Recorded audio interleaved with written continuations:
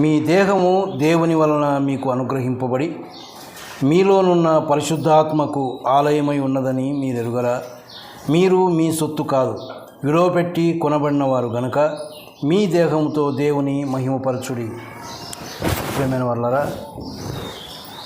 ప్రభు దినాన రొట్టె విరుస్తూ ప్రభువును ఆరాధించి గణపరచడానికి దేవుడు మనకిచ్చినటువంటి ఒక మంచి సమయాన్ని బట్టి దేవుణ్ణి స్తుతిస్తూ ఉన్నాం.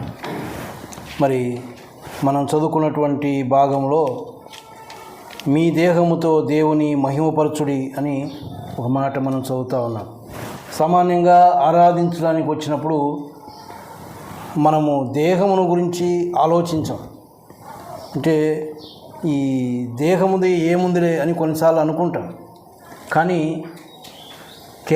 అసలు ఇంగ్లీష్లో దేహముతో ఆత్మతో దేవుణ్ణి మహిమపరచండి అని ఉంది. దేవుణ్ణి మహిమపరిచేటప్పుడు కేవలము ఆత్మతో మాత్రమే కాకుండా మన దేహముతో కూడా దేవుణ్ణి మహిమపరచాలి అని దేవుడు అక్కడ మనకు జ్ఞాపకం చేస్తూ ఉన్నాడు. మరి ఎందుకు దేహముతో దేవుని మహిమపరచాలి అని పౌలు చెప్తా ఉన్నాడు అంటే, కొన్ని సంగతులు దేహమును గురించిన సంగతులు ఇక్కడ చూస్తాం, మరికొన్ని స్థలాల్లో మనం చూస్తాం. ఇక్కడ ఏమని రాశాడంటే, మీ దేహము దేవుని వలన మీకు అనుగ్రహింపబడింది అని. దేహము దేవుని వలన అనుగ్రహించబడింది కాబట్టి మన యొక్క దేహము ద్వారా మనం ఆయన్ను మహిమపరచాలి. ఈ దేహము మనది కాదు, ఆయన వలన మనకు అనుగ్రహింపబడింది. చూడండి, కీర్తనల గ్రంథంలో 100వ కీర్తనలో మనం ఒక మాట చూస్తాం. 100వ కీర్తన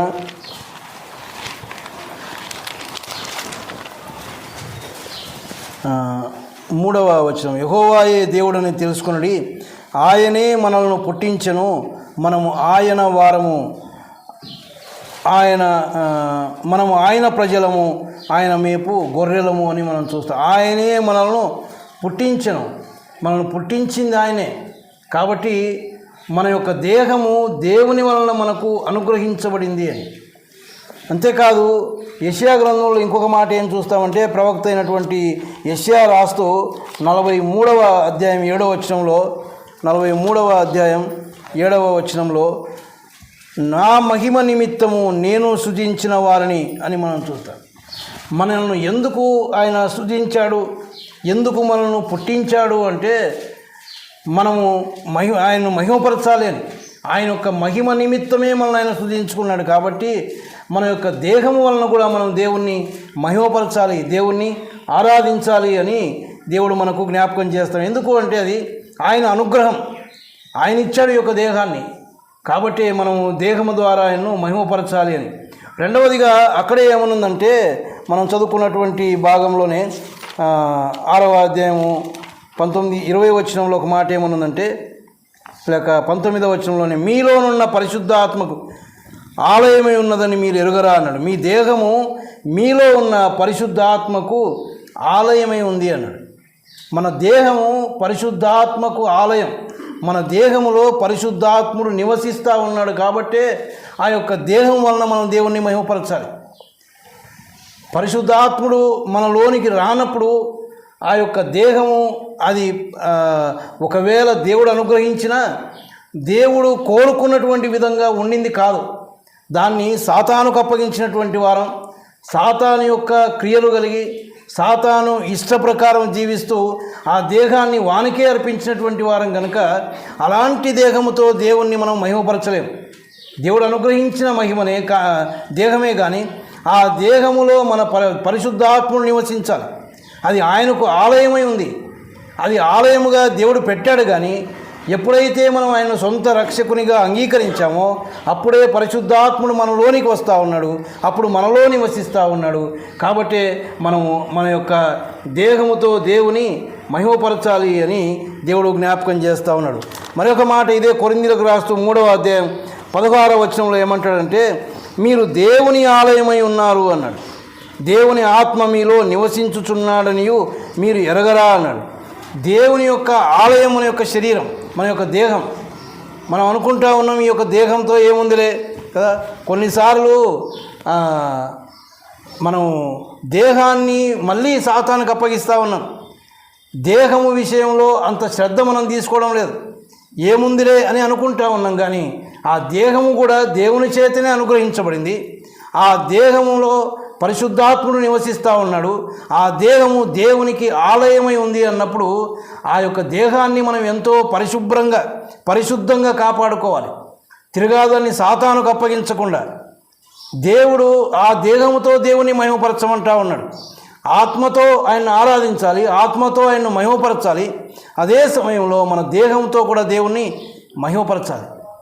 మరి మన యొక్క దేహాలు మహిమపరిచే విధంగా ఉన్నాయా? ఆయనే మనల్ని పుట్టించాడు. ఆయన అనుగ్రహమే యొక్క దేహం. పరిశుద్ధాత్ముడు మనలో నివసిస్తూ ఉన్నాడా? నివసిస్తున్నటువంటి పరిశుద్ధాత్ముడు మనల్ని చూచి ఆనందిస్తూ ఉన్నాడా? దుఃఖపడుతూ ఉన్నాడా? పరిశుద్ధాత్ముని దుఃఖపరచకుడి అన్నాడు. ఎప్పుడు దుఃఖపడతాడు ఆయన? ఆయనకు ఇష్టము కాని కార్యాలు మనం చేసినప్పుడు, మన యొక్క జీవితాలు సరిగా లేనప్పుడు, మన దేహమును మరి దేవునికి ఇష్టము కాని కార్యాలకు అప్పగించినప్పుడు ఆ పరిశుద్ధాత్ముడు దుఃఖపడేవాడుగా ఉన్నాడు. ఆయనను దుఃఖపరిచే విధంగా మన జీవితాలు కలిగి ఉండి ఆయనను మహిమపరచలేము. దేవుడు మన యొక్క దేహాల వలన కూడా దేవుణ్ణి మహిమపరచాలి అని కోరుకుంటూ ఉండగా మన దేహమును మనం కాపాడుకోవలసిన వారమై ఉన్నాం. అంటే పరిశుద్ధాత్మునికి ఆలయంగానే అది ఉండాలి, కానీ ఇంకొక దానికి ఆలయంగా ఉండకూడదు. పరిశుద్ధాత్ముడు మనలో ఉన్నాడు అన్నటువంటి అవగాహన మనకు అవసరం. ఆయన్ను ఆనందింపజేసే అనుభవాలు మనం కలిగి ఉండాలి. అప్పుడే దేహంతో ఆయన్ను మహిమపరచగలం, ఆయన్ను ఆరాధించగలమని దేవుడు మనకు జ్ఞాపకం చేస్తూ ఉన్నాడు. అంతేకాదు, మరి దేహంతో ఎందుకు దేవుని మహిమపరచాలి అంటే పేతురు రాస్తూ ఒక మాట అంటాడు. చూడండి, పేతురు రాసిన మొదటి పత్రిక 2వ అధ్యాయం 9వ వచనం. అయితే మీరు చీకట్లో నుండి ఆశ్చర్యకరమైన తన వెలుగులోనికి మిమ్మల్ని పిలిచిన వాని గుణాతిశయములను ప్రచురము చేయు నిమిత్తము ఏర్పరచబడిన వంశమును, రాజులైన యాజక సమూహమును, పరిశుద్ధ జనమును, దేవుని సొత్తైన ప్రజలునై ఉన్నారు అన్నాడు. దేవుని యొక్క సొత్తుగా మనం ఉన్నాము కదా, ఆయన సొత్తుగా. ఇంకొక మాట ఏమని ఉంటుందంటే, ఇదే కొరింథీయులకు రాసిన మొదటి పత్రికలో 6వ అధ్యాయం 20వ వచనంలో విలువ పెట్టి కొనబడిన వారు అన్నాడు. ఎందుకు దేహంతో దేవుణ్ణి మహిమపరచాలి అంటే ఆ దేహము మన సొత్తు కాదు, ఆయన అనుగ్రహం ఒకటి. అంతేకాదు, ఆయన విలువ పెట్టి కొనుక్కున్నాడు మనం. ఆ విలువ ఎంత గొప్పదో మనం ఎరిగినటువంటి వారు. ఆ యొక్క శిలువలో ఆయన వధింపబడ్డాడు. ఆయన యొక్క శరీరం అంతా గాయపరచబడింది. ఆయన యొక్క అమూల్యమైనటువంటి రక్తమును సంపూర్ణంగా కార్చాడు ఆయన. ఆ విలువ పెట్టి మనల్ని కొనుక్కున్నాడు అంటే మన యొక్క దేహానికి ఉన్నటువంటి శ్రేష్టత అది ఎంత గొప్పదో మనం ఎరగాలి. కాబట్టి ఆ దేహంతో దేవుణ్ణి మహిమపరచండి అన్నాడు. మన యొక్క సొత్తు కాదు, ఇది ఆయనదే కదా. ఇంకొక మాట చూడండి, తీతుకు రాసిన పత్రికలో ఇంకొక మాట. తీతుకు రాసిన పత్రిక 2వ అధ్యాయం 14వ వచనంలో ఆయన సమస్తమైన దుర్నీతి నుండి మనల్ని విమోచించి సత్క్రియల యందు ఆసక్తి గల ప్రజలను తన కోసము పవిత్రపరుచుకొని తన సొత్తుగా చేసుకొనుటకు తన్ను తానే మన కొరకు అర్పించుకొనెను. తన సొత్తుగా చేసుకోవడానికి తన్ను తానే అర్పించుకున్నాడు. దేనికి అర్పించుకున్నాడు? శిలువ మరణానికి అర్పించుకున్నాడు ఆయన. ఆ యొక్క శిలువ మరణం అంత సామాన్యమైనటువంటి మరణం కాదు, అది శాపగ్రస్తమైనటువంటి మరణం. అంతేకాదు, ఆ యొక్క మరణాన్ని గురించి మనం చూస్తే శిలువ మరణంలో ఆయన పడినటువంటి బాధ, వేదన అది ఎంత భయంకరమైందో మనం చూస్తాం. ఆయన దేవాతి దేవుడు, దేవుని స్వరూపం కలిగినవాడు, మానవునిగా ఈ లోకంలో జన్మించాడు. సంపూర్ణమైనటువంటి మానవుడు, అదే సమయంలో సంపూర్ణమైనటువంటి దేవుడు ఆయన.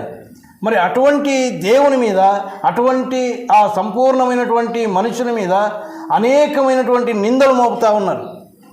ఆ నిందకు నా హృదయము బ్రద్దలాయను అంటాడు ఆయన. అంటే ఆయన హృదయము బ్రద్దలయ్యేంతగా నిందలు ఆయన మీద మోపారు. ఎందుకంటే ఆ నిందకు ఆయనకు ఎటువంటి సంబంధం లేదు. చాలా ఘోరమైనటువంటి నిందలు ఆయన మీద మోపారు. కానీ వాటన్నిటినీ కూడా ఆయన భరించినటువంటి వాడు. ప్రియమైన వాళ్ళారా, అంత మాత్రమే కాదు, చాలాసార్లు ఆ శిలువ కార్యాన్ని ధ్యానం చేసుకున్నప్పుడు ఎంతో మరి బాధ కలిగించే మాట ఏంటంటే ఆయన ముఖం మీద ఉమ్మి వేస్తూ ఉంటే తన ముఖాన్ని దాచుకోలేదు అని కూడా మనం చూస్తాం. ఉమ్మి వేస్తూ ఉంటే తన ముఖమును దాచుకొనకుండా తన యొక్క ముఖాన్ని వారికి అర్పించుకున్నాడు. ఎందుకు అంటే మన కొరకే. మన యొక్క విమోచన కొరకు. అసలు ఆ ఉమ్మి ఎవరి మీద పడాలి? మన మీద పడాలి. ఎందుకు? నువ్వు నేను చేసినటువంటి ఘోరమైన పాపాలు అలాంటివి. ఈనాడు ఏదైనా ఒక చిన్న తప్పు చేస్తే ముఖం మీద ఊసేవారు ఉన్నారు, ఇంత దౌర్భాగ్యుడవా నువ్వు అని. మరి అంతకంటే భయంకరమైనటువంటి కార్యాలు చేసాం మనం. ఒక్కసారి మన వెనుకటి జీవితాన్ని గురించి ఆలోచన చేస్తే మన యొక్క పరిస్థితి ఎంత ఘోరమైందో మనకు తెలుసు, ఎంత దుర్మార్గమైనటువంటి వారమో మనకు తెలుసు, ఎంత పాపంలో జీవించామో మనకు తెలుసు. మన పాపంలో ఉండగా దేవుడు మన నుంచి ఎంత బాధపడ్డాడో మనం ఆలోచన చేయాలి.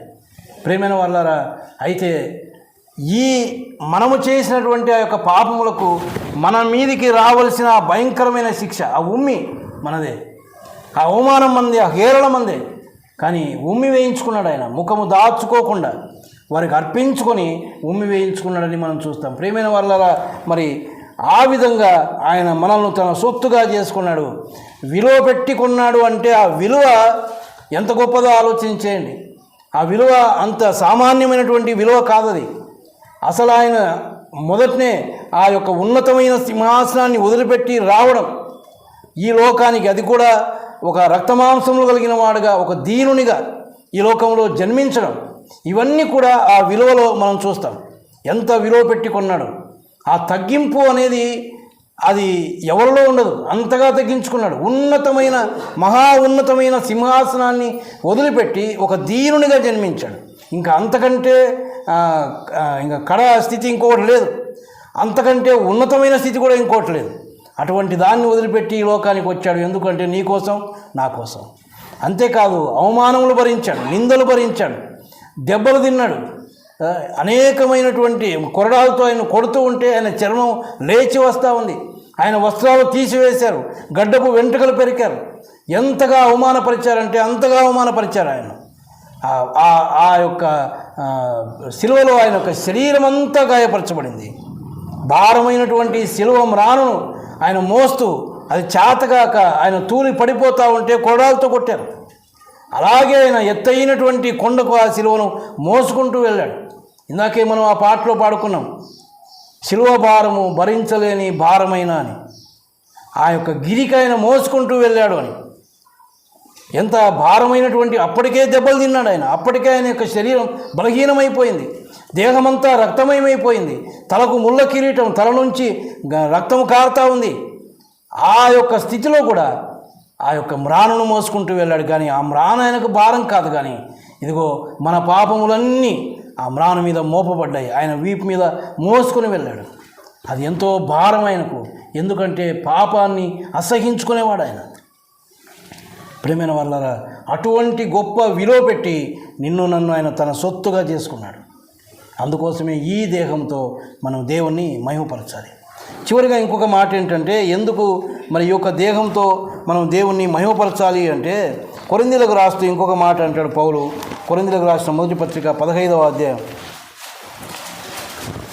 42 నుంచి మనం చదివితే, మృతుల పునరుత్థానమును అలాగే శరీరము క్షయమైనదిగా విత్తబడి అక్షయమైనదిగా లేపబడును, ఘనహీనమైనదిగా విత్తబడి మహిమగలదిగా లేపబడును, బలహీనమైనదిగా విత్తబడి బలమైనదిగా లేపబడును అని అక్కడ మన యొక్క దేహాన్ని గురించి రాస్తూ ఉన్నారు. యేసు ప్రభు యొక్క రాకడ సమయంలో మన యొక్క దేహము మహిమతో లేపబడుతుంది అని. ఈ యొక్క దేహమే మహిమ దేహంగా మార్చబడి ఆయన ఎదుర్కోబోతూ ఉంది. కాబట్టి ఈ యొక్క దేహాన్ని మనం కాపాడుకుంటూ ఈ యొక్క దేహంతో దేవుని మహిమపరచాలి. ఇది ఆయనది, ఆయన అనుగ్రహం. ఇదిగో పరిశుద్ధాత్ముడు మనలో నివసిస్తూ ఉన్నాడు. ఆయన యొక్క ఆలయం యొక్క దేహం. అంతేకాదు ఆయన సొత్తు, ఆయన విలువ పెట్టి కొనుక్కున్నాడు. ఇది మంది కాదు, ఈ దేహం కూడా మంది కాదు. కాబట్టి ఈ యొక్క దేహంతో ఆయన మనం మహిమపరచాలి. ప్రేమైన వల్లారా, మన యొక్క దేహాల గురించి మనం ఆలోచన చేస్తూ ఉన్నామా? అసలు దేహమే పాడైపోయినప్పుడు ఇంకా ఆత్మ పరిస్థితి ఏంటి? దేహాన్నే మనం కాపాడుకోలేకపోతే ఇంకా ఆత్మ పరిస్థితి ఏంటి? ఆయనను ఆరాధించడానికి వచ్చే ముందు ఎంతగా ఆయన దగ్గర మనం పరీక్ష చేసుకోవాలంటే సంపూర్ణంగా పరీక్ష చేసుకోవాలి. అసలు ఏంటి ఆయన ఆయన ఆయన బల్ల దగ్గరికి వచ్చినప్పుడు ఆయన బలలో చేయి వేయడానికి అర్హత ఉందా మనకు? మనం ఆ విధంగా మన యొక్క ఆత్మను, దేహాన్ని పరిశుద్ధంగా ఉంచుకొని ఆయన కోరిన విధంగా ఆరాధించగలిగే స్థితిలో మనం ఉన్నామా? ఒక్కసారి మనం ఆలోచన చేసుకుందాం. ఎక్కడెక్కడ తొట్టిల్లాం, ఎక్కడెక్కడ ఆయన బాధ పెట్టాం, కానీ వాటికి దేవుడు సమయం ఇచ్చాడు. నిన్నటి వరకే లేక ఆరాధనకు రాకముందే మనం వాటిని చక్క చేసుకోవాలి. ఇక్కడికి వచ్చిన తర్వాత మనం క్షమించు అని అడగడానికి వీల్లేదు. ప్రేమైన వల్ల అంతకు పూర్వమే ఆ బలలో చేయి వేసేదానికంటే ముందే మనం చక్క చేసుకోవాలి. యోగ్యమైన రీతిగా మనం ఉన్నామా? మన దేహాలు ఎలాగున్నాయి? మన ఆత్మ ఎలాగుంది? దేవునితో మనకున్న సంబంధం ఏంటి? ఆయనతో ఉన్న మన సహవాసం ఏంటి? దేవుడిచ్చిన పరిశుద్ధాత్ముడు మనలో ఉన్నాడు. ఆయన దుఃఖపడుతూ ఉన్నాడా, సంతోషపడుతూ ఉన్నాడా? ఆయన ఆలయంగా మన యొక్క దేహం ఉందా, లేక ఇంకా దేనికి ఆలయంగా ఉంది? ఆలోచన చేసుకుందాం. ఆరాధించే సమయంలో ఆయన మన ఆరాధనలు ఆగ్రహించాలి అంటే ఆయన కోరిన విధంగా మనం ఆరాధిస్తేనే ఆయన ఆగ్రహిస్తాడు తప్ప మన ఇష్టపూర్వకంగా ఆరాధిస్తే ఆయన ఎంత మాత్రం ఆగ్రహించాడు. మనం అనుకుంటూ ఉన్నాం అంతే కదా. కయ్యను వచ్చాడు, ఆయన కూడా తనకు ఉన్నదాంట్లోనే అప్పగించాడు, కానీ దేవుడు కోరిన ఆరాధన చేసిన వాడు కాదు. తనకి ఇష్టమైనటువంటి విధంగా ఆరాధించాడు. దేవుణ్ణి సంతోషపెట్టాలి అన్నట్టుగా ఆరాధించలేదు, కానీ తనకి ఏది ఇష్టమో అదే తీసుకొని వచ్చాడు. దాన్ని తీసుకొని వచ్చి ఆయన ఆరాధించాడు. మనం ఎలాగ వస్తూ ఉన్నాం? దేవునికి ఇష్టమైన ఆరాధన చేయగలుగుతూ ఉన్నామా, లేక మనకిష్టమైన ఆరాధన చేస్తూ ఉన్నామా? మీ దేహంతో దేవుని మహిమపరచుడి అంటా ఉన్నాడు. మన యొక్క దేహంలో ఆయన యొక్క అనుగ్రహం, మన యొక్క దేహంలో పరిశుద్ధాత్మ నివసిస్తూ ఉన్నాడు. మన దేహం మన సొత్తు కాదు, విలువపెట్టి కొనబడింది, అది ఆయన సొత్తు. ఇది ఒక దినాన ఈ యొక్క దేహమే మహిమా దేహంగా మార్చబడి ఆయన ఎదుర్కోబోతూ ఉన్నాం, ఆయన సన్నిధిలో ఉండబోతూ ఉన్నాం. కాబట్టి ఈ యొక్క దేహాన్ని కాపాడుకుంటూ ఆయన కోరిన విధంగా దేవుణ్ణి మహిమపరుస్తూ ఆరాధిస్తూ ముందుకు సాగడానికి దేవుడు తన కృప అనుగ్రహించును గాక.